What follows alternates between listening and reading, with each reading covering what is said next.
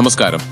ആഗോള തീർത്ഥാടന കേന്ദ്രമായ കോതമംഗലം മാർ തോമ ചെറിയ പള്ളിയുടെ ആഭിമുഖ്യത്തിൽ ബേത്ലഹേമിലെ കാലിത്തൊഴുത്തിൽ പൂജാതനായ യേശുക്രിസ്തുവിന്റെ തിരുപ്പിറവി അനുസ്മരിച്ചുകൊണ്ട് ടൗൺ കരോൾ 2025 വിളംബര ഘോഷയാത്ര നടത്തപ്പെട്ടു.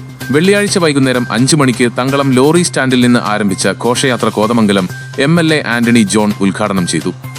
യാക്കോബായ സുറിയാനി സഭയുടെ കോതമംഗലം മേഖല മെത്രാപ്പൊലീത്ത അഭിവന്യ ഏലിയാസ് മോർ യൂലിയോസ് ക്രിസ്തുമസ് സന്ദേശം നൽകി. വർണ്ണശബളമായ റാലിയിൽ നൂറുകണക്കിന് സാന്റാക്ലോസുമാരും വിവിധ ക്രിസ്തുമസ് കലാരൂപങ്ങളും പുൽക്കൂടുകളും അണിനിരന്നു. ചടങ്ങിൽ രാഷ്ട്രീയ സാമൂഹ്യ സാംസ്കാരിക രംഗത്തെ പ്രമുഖർ ആശംസകൾ നേർന്നു.